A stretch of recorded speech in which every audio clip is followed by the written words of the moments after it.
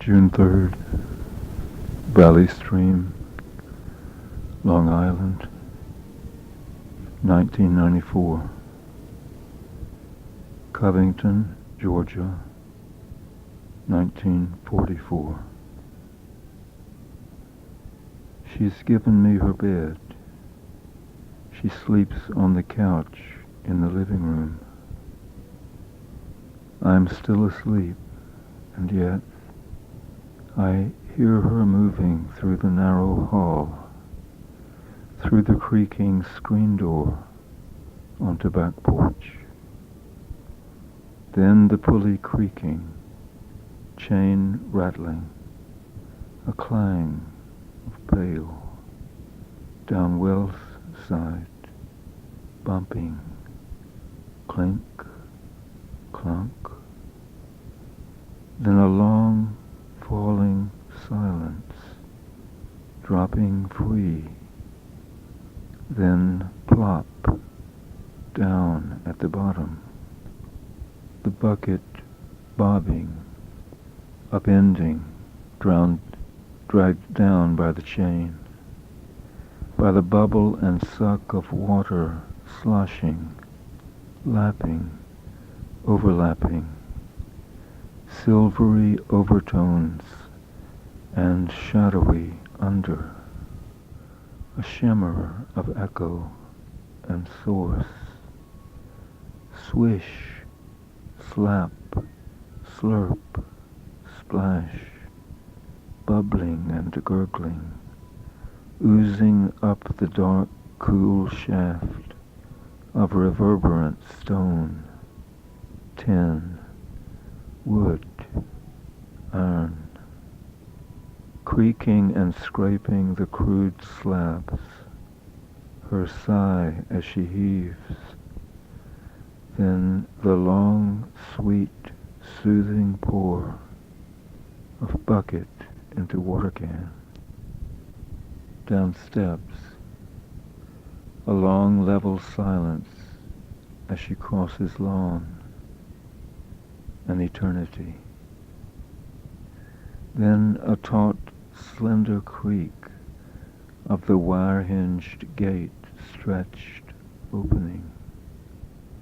Another silence on the floor of sleep, a sound no louder than a thought of gentle rain, splattering of minute drops and tiny voracious grains, annealed down the rows as she trickles the wide swaths into the softly hissing furrows, as they soak them in, as in my dream I can almost hear the parched roots quenched, slumberous, absorb them with a kiss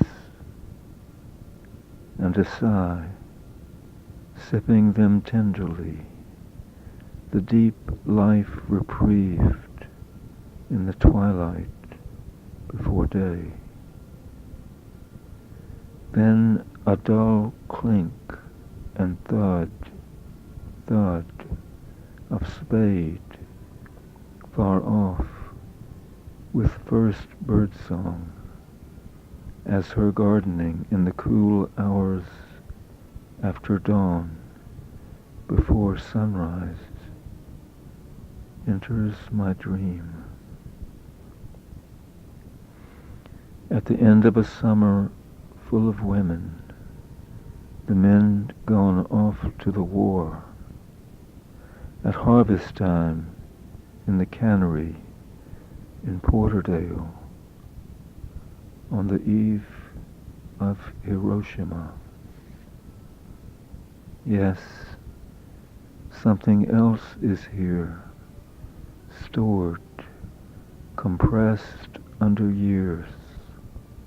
I carried away with her preserves, vacuum sealed, under pressure, and intact. Because I never felt it would be possible to speak of this, And because I felt this unspoken and unspeakable in the basis of memory and of speech, her presence became a bridge, a link between my unknowns and a third unknown, one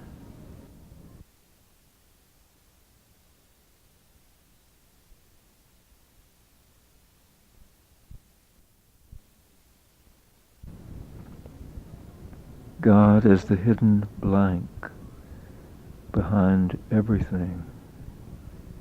Two, I as the hidden blank. Before, in the face of everything.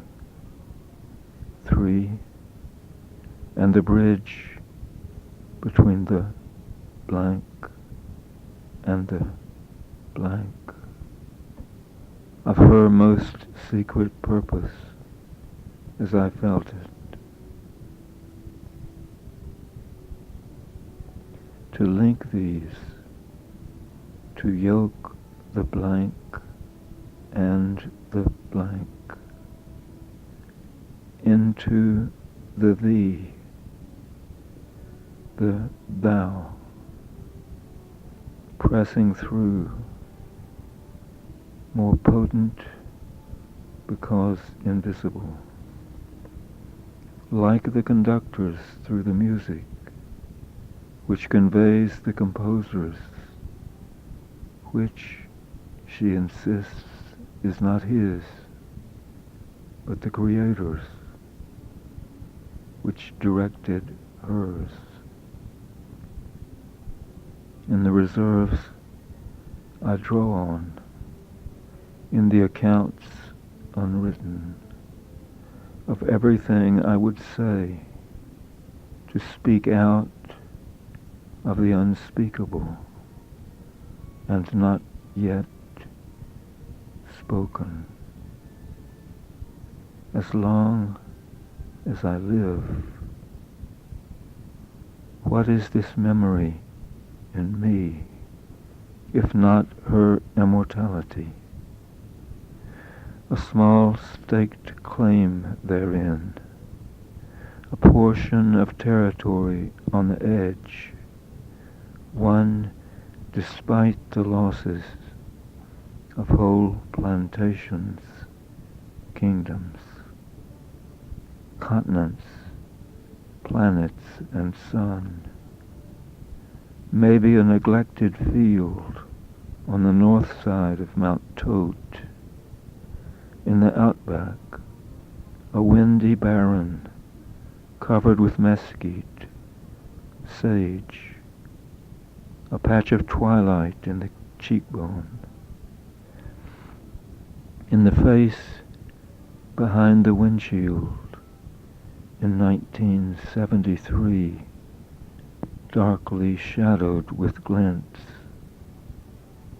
I stand in new shopping center parking lot with my packs. A nurse named Grace is driving her, dark, lovely, silent, graceful. But she directs, turn here, wait here. Despite the 2 strokes and the paralysis. Hitching home from New Orleans, I call from New Interstate. She says instantly, wait, don't go anywhere, we're coming. She is being driven toward the work of her death, and I am being driven toward the work of my life. And at the crossing we meet in a maze of roads ending and opening out into gray continents unmapped and worlds apart, New ground at the crossing, smooth asphalt, painted, sectioned, geometrical. A parking lot, once a barbed field, grazed over by the cattle. Once mighty Samson drove on the edge of the property before we go on, and yet there is nowhere to go. Where we are going? No, that's not it. There is somewhere, because she had wanted to be present, because her presence was so charged with intent, with the life spent on purpose and freely given. The faces of the two women, shaded by white hats, sun visors, and car roof, are equally dark. The shadow of her face presses through beneath the glass. There is a movement beneath the glass, in memory, half a thought, half a smile of recognition, a pressure impalpable through the glass, like the great Bruno's through the music, as of a shadow, and through the shadows, wavering and trembling, forced through the reflections, and drawn from beneath, tenderly, urgently, like a shoot which breaks through winter and closure. The face, though shrouded under the windshield, masked, frozen in its vitreous sheath, its visored casquette, and yet, I think, half thought, half a dream, something so offered, so wholly spent, with nothing withheld, so lavish an abandon, breaks free of the shadow encroaching, and carries the light behind it, of the sun behind the sun, and so becomes part of the Commonwealth, the God Fund of the dream of a homeland where we all are native. Visored in shadow, in her casquette, in the reserves which wait, in the drafts of the future, in the great wind dispersed before us, in full career, the car is a carrier of that great care. By grace she is driven before me into forever. There is nowhere to go, and yet, wherever I go into forever, what drove her to meet me there drives me here still.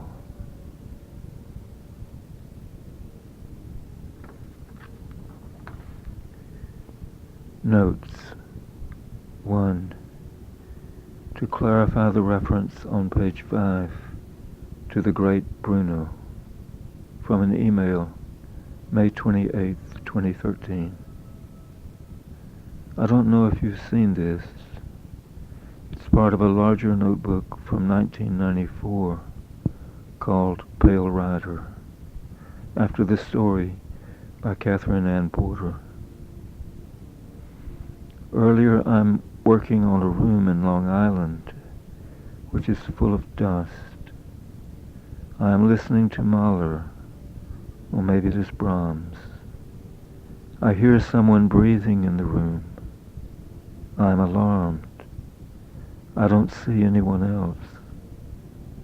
Though it is daytime, the room is dark because of all the dust of asbestos, of lead which is deadly.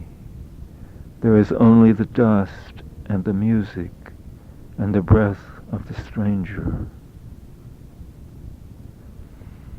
Slowly I begin to realize that it is Bruno Walter, the great conductor, who is breathing. That I am hearing his breath under the music.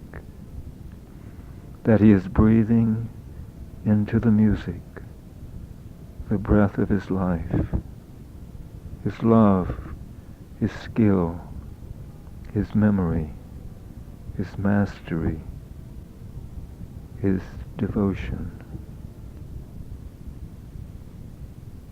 The she of this poem is my beloved, my mama, my father's mother, and with him, my most enduring influence.